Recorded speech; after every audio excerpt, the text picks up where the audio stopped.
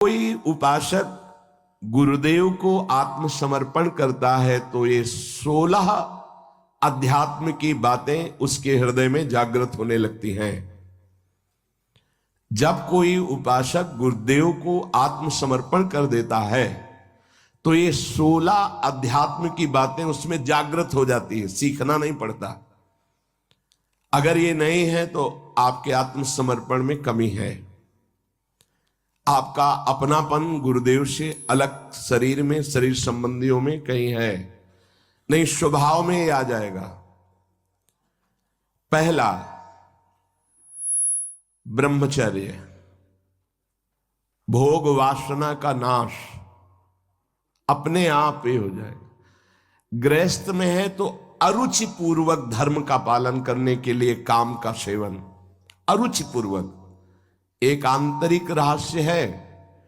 यदि आपके अंदर भोग इच्छा नहीं है और आप गृहस्थ धर्म में हैं और ऐसी चेष्टा हुई है, वो अंदर कोई फर्क नहीं डाल पाएगी। जो कामनाएं बांध कर दुर्गति कराती हैं वो उस उपासक की नहीं हो पाएगी। जो गुरु चरणारविंद में आत्मसमर्पण किए हुए है, ये बड़ा सूक्ष्म विषय अध्यात्म का है। इच्छा का ना होना और फिर कोई क्रिया होना तो उसका कोई प्रभाव नहीं पड़ता। कोई क्रिया नहीं हुई लेकिन इच्छा है, उसका प्रभाव पड़ेगा। क्रिया है धर्म पूर्वक हो रही काम की, पर कोई प्रभाव हृदय में नहीं पड़ेगा। यह आंतरिक अध्यात्म का सूत्र है। इच्छा ही बंधन कारक है।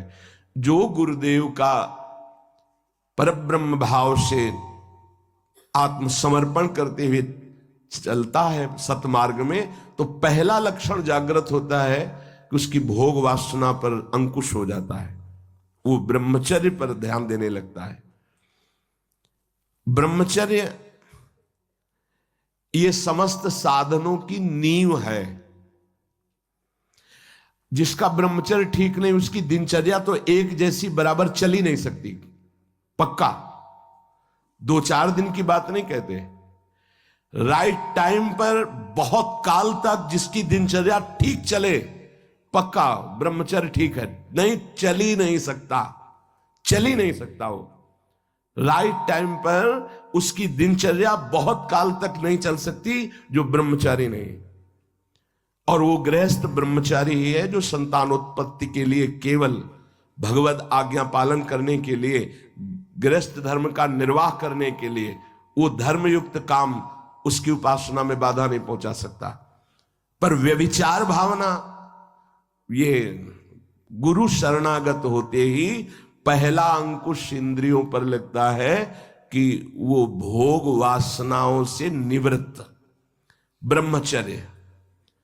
दूसरा, अहिंसा, मन से, वाणी से, शरीर से वो किसी को दुख पहुंचे ऐसी चेष्टा नहीं करता।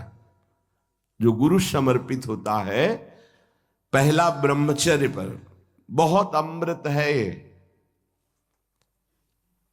अगर ये अमृत पी लिए तो भगवदामृत, प्रेमामृत, ज्ञानामृत अब कुछ दुर्लभ नहीं है। कोई भी हो, भगवद आश्रय लेकर, गुरु आश्रय लेकर इस अमृत का पान करो। बहुत कठिन है। खान पान, दृश्य, संग, बोलचाल, इनका बहुत प्रभाव पड़ता है आपके संयम पर। यदि आपका खान पान सही नहीं है, आपका देखना सही नहीं है, सुनना सही नहीं है, बोलना सही नहीं है, तो आपका ब्रह्मचर्य सही नहीं होगा। ब्रह्मचर्य को आप एक परम धन के रूप में देखिए तो आपके अंदर क्षोभ पैदा होने लगेगा। जिस खान पान संग से ब्रह्मचर्य नष्ट होता है उसके लिए वो बर्दाश्त नहीं होगा, नहीं बर्दाश्त होगा। आज हम ब्रह्मचर्य पर महत्व नहीं दे रहे, व्यभिचार पर महत्व दे रहे। किसी का संयोग ही ना हो, अगर आप ब्रह्मचर्य का महत्व नहीं दे रहे तो आप अपने हाथ से अपने आप को नष्ट करते रहेंगे। ये बहुत बड़ी वस्तु है, बहुत बड़ी वस्तु। बहुत जल्दी अध्यात्म में आपका प्रवेश हो जाएगा, बहुत आनंद प्राप्त हो जाएगा। हर रोग, हर प्रकृति के वार को सहने की सामर्थ्य ब्रह्मचारी में स्वयं जागृत हो जाती है। ब्रह्मचर्य का मतलब यह नहीं होता कि बहुत मोटा हो जाएगा, नहीं नहीं, ऐसा नहीं है।